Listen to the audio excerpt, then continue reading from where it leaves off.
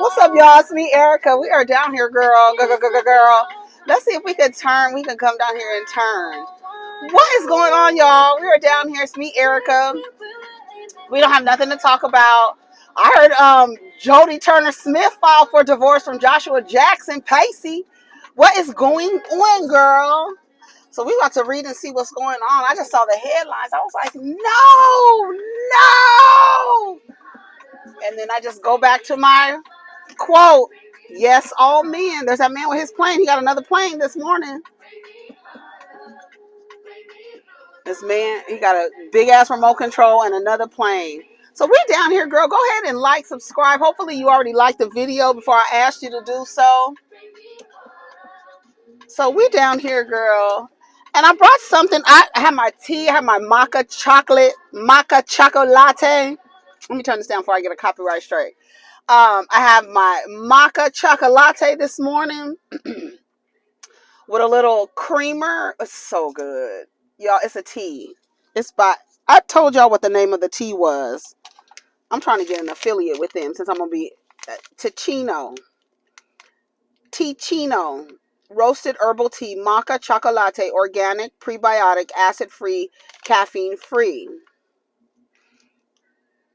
Chocolate layered over a lush, dense body from roasted ramon seeds and chicory roots. I see chicory root all around when I'm walking. I see it all over the place. So it has organic carob, organic barley, organic chicory, organic maca, organic ramon seeds, organic natural chocolate flavor, organic cocoa, organic chili flakes. Produced on machinery that also processes almonds. Maca chocolate. I got it at Sprouts. I was trying to wait so I could give y'all the affiliate link because if I'm going to promote something, honey, I learned from the MLM time of my life. If I'm going to promote something, baby, I need something on the back end. Okay? I need something on the back end. Let me take my foot off the brake.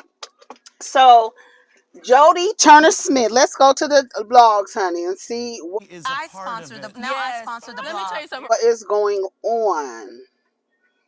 I said, not the diva filing for divorce, honey.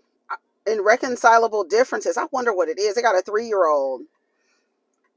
Bump, bump, bump, bump. Make me lose my breath. Make me bop, bop, bop, bop. Yes! Come on, bitch. It's my shit. Okay, so that was on TMZ. It says, Jodie Turner-Smith files for divorce from Joshua Jackson, pulling the plug on their marriage. The British actress and model cites irreconcilable differences as a reason for divorce, according to docs filed by disco queen Laura Wasser. Maybe she's divorce queen, is asking for joint custody of their 3-year-old daughter Juno. Jodie wants to take spousal support off the table for both her and Joshua. There's no prenup in place. The date of separation is September 13th. Jodie and Joshua met during his 2018 birthday bash, and their relationship was immediately fast-tracked. He said he saw her from across the room and was like, who is that? Who is that lady? Let me holler at that lady for a second. A lip mask. I've been looking for that. I got it at Sephora the other day. And I was looking for it because it says you could only wear it at night. And I was like, I want to wear it during the day. And then I lost it. And I was like, that's what I get for saying I was not going to use it the right way. And I lost it. But now I found it. It is found. That man in his plane, honey. I'm trying to see what he's doing. He's taking it apart. Oh, very carefully. There's that damn pit bull that had that busted ass basketball yesterday. They be so cute bow-legged from the back. Girl, why them back legs bowed like that? Shout out to pit bulls. They get a bad rap. Poor little things. They be at the damn at the shelters. They be in there all by themselves, and they be free to adopt pit bulls because you don't know what the F they've been through. They need some serious therapy. Do they have therapy for dogs? I'm about to take this off. Do I need to take this off? This is my friend's shirt. I got this from Kohl's. I saw Tisha over there, Letitia from Love and Marriage Huntsville. I saw her with her friend's t-shirt on. But anyways, yeah, the two went to Beverly Hills Courthouse to snag a wedding license before the couple knew they were before people even knew they were dating. They went to Instagram official 10 days later with a pic of them gazing into each other's eyes during a dinner date. There were breakup rumors last year in September after they unfollowed each other on IG. But they attended the Oscars together back in March and looked very much like a couple, honey. You never know. The Dawson's Creek star has not responded. I wonder if he's embarrassed.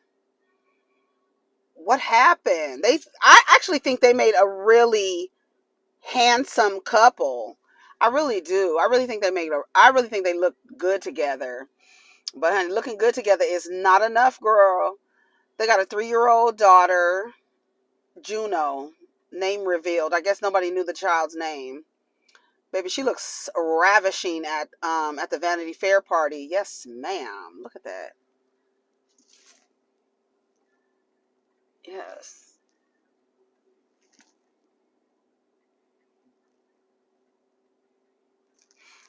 She looks really pretty. She's really pretty. And Joshua Jackson is handsome. I think they made a good couple. So I wonder what happened.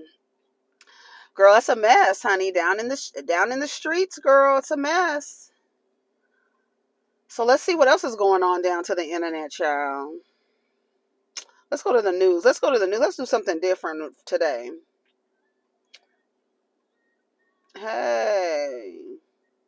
Set off my whole body. Yes. I don't want to see nothing about Orange Julius. Kyle Richards comforted by friends after confirming Mauricio Umansky's separation. Girl, why the F-U-C-K is Mauricio on Dancing with the Stars? Girl, go get your husband off of Dancing with the Stars. That's what you need to do. Girl, what? How the hell is who, why, and who, and when, and where? How? These glasses. I need to give me some new aviators. I'm gonna give me some new aviators. These are old. This is an old prescription, but it's not. My prescription really doesn't change that much. But these are so cute and I love them. But I want some rose gold aviators and I found them. The only thing I don't like the arms. They're like, I don't know. I got to think about it. Then I saw Tierra Whack with some red frames on the other day. Girl, I was like, I need to find out. I went to Google Lens and Google Lens told me they were Balenciaga frames. But I didn't see a logo on her frames. Let me show you these frames. Baby, those will look so cute on me. Stop playing with me. I said, come on, Tierra Whack.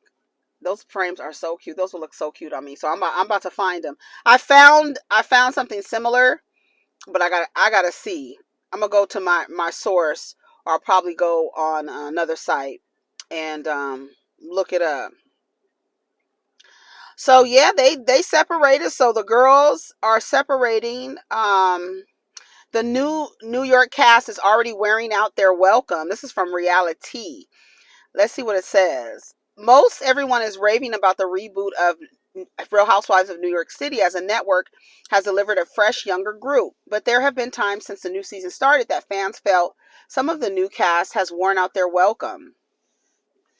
Bravo cast Sai De Silva, Uba Hassan, Aaron Dana Leachy, Jenna Lyons, Jessel Tank, and Bryn Whitfield as the women to usher in the new generation. While their shenanigans are entertaining, they do sometimes become annoying. Jenna is too sweet. The former creative director of J. Crew is just too sweet for the reality TV world. She's not. She's not. She has, I'm sure Jenna has, I'm sure people have seen Jenna in action. Seen the bitch. You know what I'm saying? I'm sure they have, working at J. Crew. And maybe she just wants to come off nice, but I don't believe that she's too sweet. It says, however, her kind demeanor is often used against her when interacting with the other ladies. Jenna is called out almost every episode for her slightly quirky, yet totally deserved personality traits. She was shunned for not wanting to fly coach. I mean, who would? You get the mush. You get mush, smush like a sardine. Bryn's Catwoman attitude. Yeah, that's old.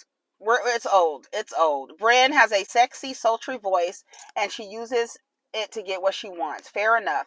That she has admitted that she learned at an early age that she received attention for her flirty actions. But did she cross the line when it came to hitting on Abe, Aaron's husband? Okay, so that's it. Jessel isn't the only mother who works. A former Londoner is delivering on the drama thanks to her hit list of bad decisions. Aaron has made her and her ability to fly below radar. Even though Jessel feels left out, fans have noticed her constantly complaining. The mother of two acts like she is the only one whose time is precious. I like Jessel. I do. Sai has a demanding appetite. All she wants to do is eat. And Aaron's lack of awareness. Shocker. She's a white lady in America. Shocker. Her being unaware. Oh my God, what? I'm not the only woman in the world. Honey, they back out of parking spaces like they the only motherfuckers in the world, baby. I'll tell you, look at a white woman pulling out of a parking space. She don't look back. She don't look in her side mirrors, bitch. She just pull out like, motherfucker, you move for me. It's a new day, bitch. It is. And that's it. That's what they said about the girls. Too sweet, demanding appetite. We already talked about Tamar yesterday.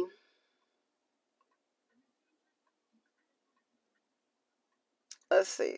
It's not even allowed to be played anywhere I'm at. Drea Michele needed therapy after Basketball Wives. This is from Essence. Okay, let's see what it says. She needed therapy after Basketball Wives. Drea, what? Yes. Okay, I'm a little tame today. You know, I'm a little tamer today. I was looking like Cliff with a little patch of hair at the top. You know, Cliff from Daddy. What's his name? What's her name? Latrice and her husband. So I have my tea down here. Girl, as you can see, I don't have nothing to talk about. Ah! I opened it too. I'm glad I got some damn napkins in here. Girl, I opened it too rough.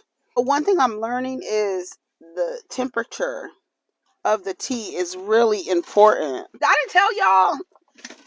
Somebody, I guess they broke in my car. They didn't take nothing. It was nothing to take. I don't leave stuff in my car, but I'm just realizing the thing that goes here, that kind of it had a bracelet in here.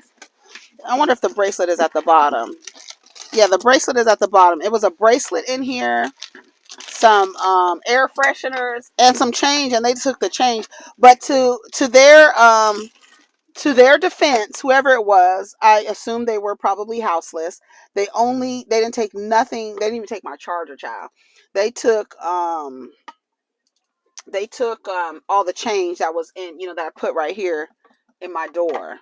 So that's all they took, honey. And they opened the what do you call that? Glove compartment. Ain't nothing in there but the damn the what do you call the instruction manual for the car, girl? That's the only thing that's in there. Registration and insurance.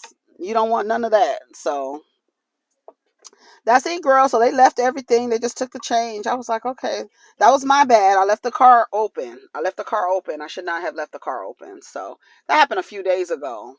My son came out. I think it was not this past weekend, but the weekend before last.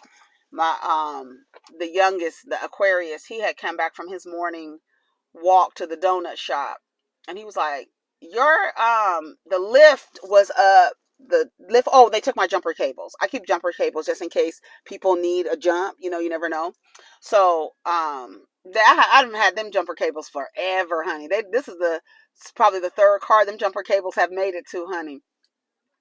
But they took the jumper cables, and then where was I? And I saw some jumper cables. I was like, I need to replace the jumper cables they took.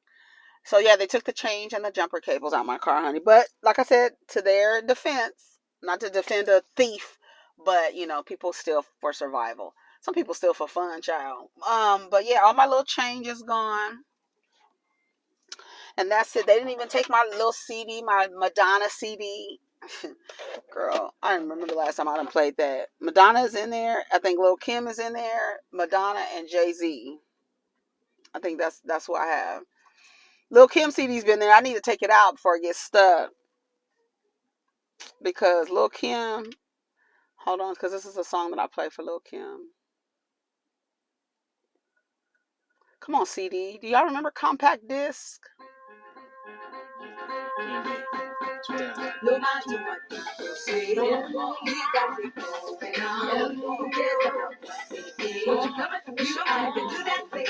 Yeah. Everywhere I go, red carpet. Give the keys to valet, tell them to park it. Come on, bitch. Ain't shit you can tell us. But tonight ain't about the fellas. Come on, bitch. I still be worth a meal. Instead of throwing rice, I got a whole bunch of dykes on ninja bikes. Yes, we got it going on. You got to do that, baby. Yeah, that's my shit. Come on, shout out to Lil Kim, the Queen Bee. Shout out. So yeah, I had to come in here with my tea, my maca chocolate tea. We just here, girl. We don't have an agenda.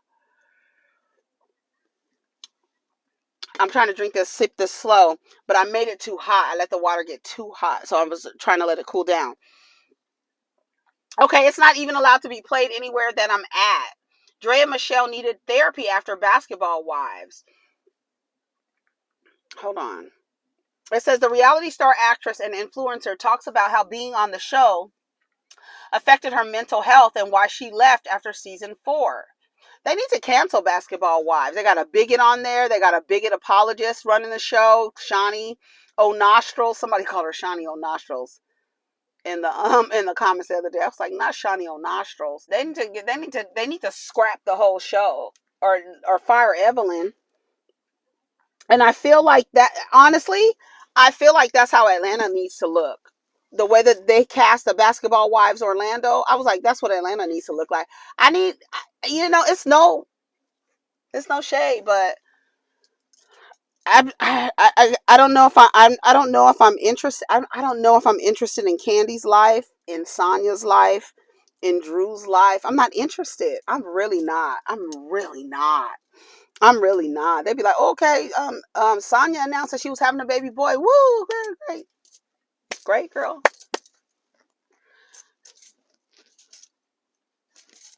It's great, girl, because I don't give a F-U-C-K. Drea and Michele rose to fame from reality TV doing VH1's Basketball Wives LA. But that fame came at a cost, honey. In an interview with the Shade Room's Thimbi Mawema. Thimbi Mawema. Is that how you say it? Michele talked about the toll being on the show took on her mental health. It's not even allowed to be played anywhere I'm at.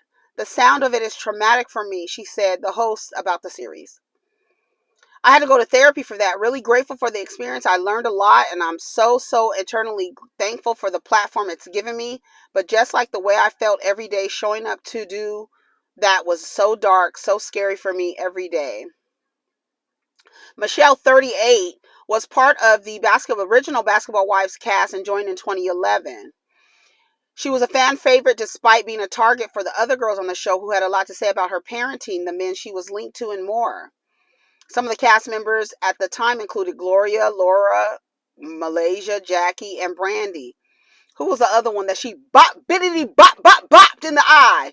Who was the one that she dotted her eye? What's that lady's name? I can't remember her name. She was there, I think, for one season. And she dot. Keep them waiting like dot. The former reality TV star continued, I would call my mom every single day and be like, oh my God, Mom, I sat and had this lunch with them and they were so mean to me.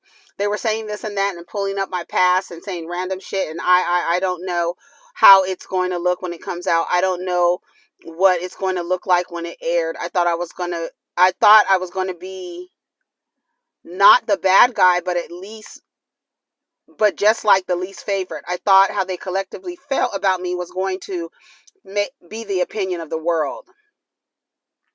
Mawema followed up by affirming how much the viewers loved her and responded saying that she had no idea what was going to happen and she cried every day. I was going to work every day arguing with these women. I was arguing with these women and I was like, I don't understand it. Right? It's like, why are we arguing? Like, we're trying to create conflict that you guys are just coming up with shit to create conflict. Why are we arguing? What is the purpose of this argument? What is the purpose of this conflict? When the conflict has no purpose, that's when it's like, girl, what are you even on here for? What's the conflict about? Arguing for every day for what? Your nervous system is all out of whack. Them girls on baddies, east, west, north, south, under, down, under. I don't know, child, but I can't even imagine what it's like to be 20 something years old in an environment where they just give you a bunch of alcohol and they want you to vibrate at this low survival primal level where all you do is think about fucking and fighting and drinking until you escape whatever it is that you got going, whatever childhood trauma you haven't worked out yet. And then your nervous system to be on fight or flight the whole time. Not even fawn. Fight or flight the entire time. You don't know if a bitch is going to come in the kitchen and hit you in the back of the head with a goddamn blender. You don't know what the fuck is going to happen. I can't even imagine being in that high stress environment like that for money, girl. I couldn't. I'm out of here. Bye. I gotta go, y'all. I'm tired. I would be drained. Can you imagine? I can't imagine. I cannot imagine. So shout out to Drea. She said the girls didn't like me. Remember, they were saying she was leaving her kid at home alone with frozen pizzas to go and hang out with Chris Brown. That's what they were saying, girl. You got in trouble for child endangerment. But she ain't called nobody no monkey when they talked about her parenting. I know she didn't do that. So anyways, so shout out to Drea, girl. Let's go back to the blogs, honey. We get the news right away. Oh, hold on. I'm gonna save this as a draft. Save as draft. I was in the middle of posting this book, right? I'm reading this book. Shout out to D Lotus Flower. She recommended this book to me. This woman on YouTube is reading this book, and she recommended me listening to the woman read the book, and I was like, girl, I need the book. So I got the book. I was supposed to get Love Jones' Cohort, but I ended up getting this, The Great Cosmic Mother, by Monica Joe and Barbara Moore. I'll read the back of it so you could know what it is, but it's really good. I just finished chapter 1 last night, and girl, if I tell you some of the stuff that I've highlighted so far, it's called The Great Cosmic Mother. The classic exploration of the goddess through time and throughout the world draws on religious, cultural, and archaeological sources to recreate the goddess religion that is humanity's heritage. Now, with the new introduction and full-color artwork, the passionate and important text shows even more clearly that the religion of the goddess, which is tied to the cycles of the woman's bodies, the seasons, the phases of the moon, the fertility of the earth, was the original religion of humanity. Girl, it starts off, the first chapter. The first sex, in the beginning, we were all created female. In the beginning was a very female sea. For 2.5 billion years, all life forms floated in a womb-like environment of planetary ocean, nourished and protected by its fluids, chemicals, rocked by the lunar tidal rhythms. The penis first appeared in the age of reptiles about 200 million years ago. Our archetype association of the snake with the phallus contains no doubt a genetic memory. Parthenogenesis, the egg and its own polar body mate to form a complete set of genes for a female offspring. Once annually at the end of the year cycle, a short-lived male group is produced. The males specialize in manufacturing leathery egg cases able to survive the winter. Among honeybees, the drone group is produced and regulated by the sterile daughters and the fertile queen. Drones exist to mate with the queen. An average of 7 drones per hive accomplish this act each season. and then the entire male group is destroyed by the workers. Among whiptail lizards in the American Southwest, 4 species of parthenogenic males are unknown among the desert grassland, plateau, and Chihuahua whiptails, and have been found only rarely among the checkered whiptails. Every female egg contains a polar body with a complete set of chromosomes. The polar body and egg, if united, could form a daughter embryo. In fact, ovarian cysts are unfertilized eggs that have joined with their polar bodies, been implanted in the ovarian wall, and started to develop there. Parthenogenesis is a cloning process. It says, in the nature and evolution of female sexuality, Mary Jane Sherfy, MD, described her discovery in 1961 of something called the inductor theory. Listen to this, girl. The inductor theory stated all mammalian embryos, male and female, are anatomically female during the early stages of life. The embryo in its first 8 weeks is an indifferent creature with bisexual potential. In the 8th week, if the Y chromosome bearing sperm fuses with the egg, the gonads will develop into testes, which secrete androgen, right? Which goes to the word androgyny, when you're both. Girl, I love it. The embryo, in the absence of androgen, the embryo develops into a female. There is a difference in the development of the internal and external genitalia, however. For the internal genitalia, the fallopian tubes and ovaries, or the sperm-carrying ducts, the early embryo contains precursors of both sexes. In this presence or absence of androgen, as one set develops, the other degenerates. With the external genitalia, the different organs of male and female develop along diverging lines from the same precursor. This means, in effect, that the clitoris and the penis are the same organ, formed from the same tissue. The labia majora and the scrotum are one, indistinguishable in the early embryonic stages. In the presence of androgen, the 2 lips simply grow together, fold over, and fuse along the midline, forming the scrotal sac. That's why when you look at a scrotum, you could see like a line going up. Girl, listen to this. Listen, I'm not finished. The female course of development is, in a sense, biologically intrinsic to all mammals. Vaginal secretions are more destructive to the Y-bearing sperm. The mortality rate is higher amongst neonate and infant males. Within the womb, the male fetus for the first 2 months is protected by being virtually indistinguishable from a female. After that, it must produce large amounts of masculinizing hormone in order to define itself as male, to achieve and maintain its sexual identity. For all we know, the Near Eastern myths upon which our Western mythologies are built, those which portray a young god or hero battling against a female dragon, have the same analog here. In utero, where the male fetus wages a kind of chemical war against rebecoming female. For now, it is enough to say that maleness, in quotes, among mammals is not a primary state, but differentiates from the original female biochemistry and anatomy.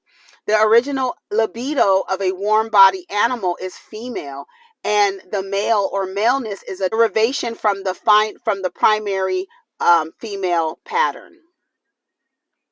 For about 2,000 years in Western, this is what I've highlighted. For about 2,000 years of Western history, female sexuality was denied. When it could not be denied, it was condemned as evil. The female was seen as divinely designed to be a passive vessel serving reproductive purposes only. In one not too ancient dictionary, clitoris was defined as a rudimentary organ, while masculinity equaled a cosmic generative force. With Freud, female sexuality was not so much rediscovered as pathologized. Freud dismissed the clitoris as an undeveloped masculine organ and defined the original libido as male. Women are used to hearing the clitoris described as an underdeveloped penis. Men are not used to thinking of the penis as an overdeveloped clitoris. When I be telling niggas that their penis are elongated clitorises, they be looking crazy as hell. I be like, it's biological, girl. Finally, the most serious, there is a profound psychological and institutional reluctance to face the repercussions of the fact that the female clitoris is the only organ in the human body whose purpose is exclusively that of erotic stimulation and release. This enshrined concept states that men exist to create the human world, while women exist to reproduce humans, period. If we argue that data exists, not solely biological, but archaeological, mythological, anthropological, and historical data, which refutes the universality of the erroneous concept, we're told to shut up because something called God supports this erroneous concept, and that all that matters. That's the final word. Woman is not comprehended as an evolutionary or evolutionizing creature. She is treated rather as an auxiliary to the male-dominated evolutionary process. She mothers him, she mates him, she cooks his dinner, she follows around after him, picking up his loose rocks. He evolves, she follows. He evolutionizes, she adjusts. If the book jackets don't give us pictures of female Homo sapiens being dragged by the hair through 200 or 300 million years of female evolution, we are left to assume that this was the situation. This, despite the known fact that among contemporary and historic hunting and gathering people, as among our remote hunting and gathering ancestors, 70 to 80% of the group's sustenance came from the women's food gathering activities.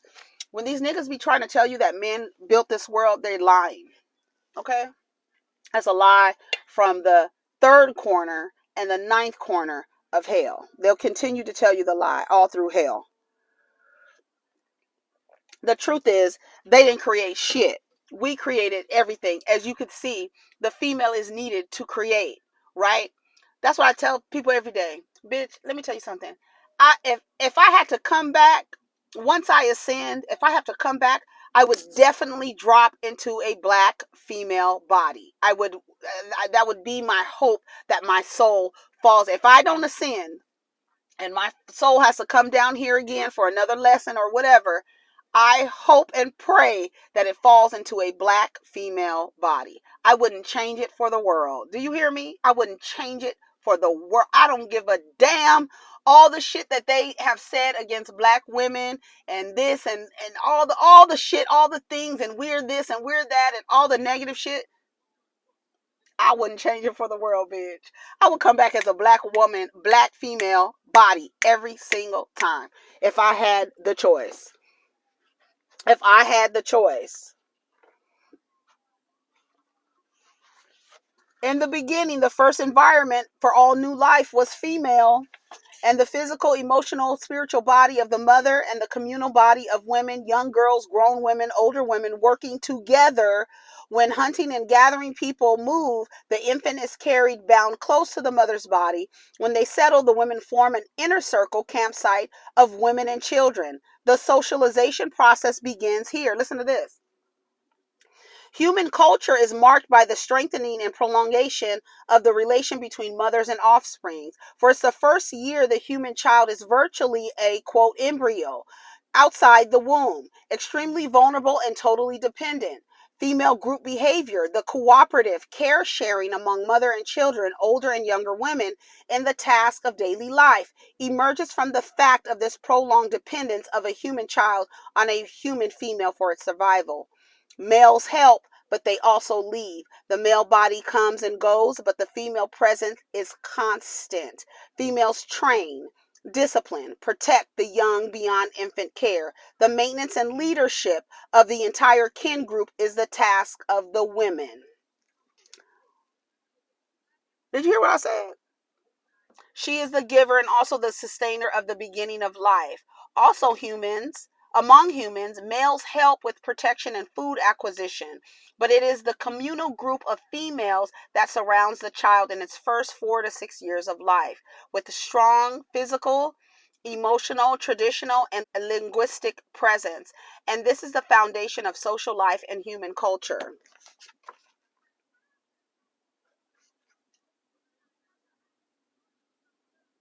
This is really good.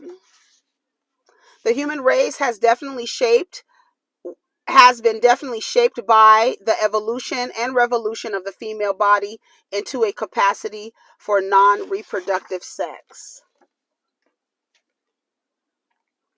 The fact is that, this is what I didn't highlight this, but I blocked it out. The fact is that it was from the first inner circle of women, the campsite, the firesite, the cave, the first hearth, the first circle of birth, that human society evolved.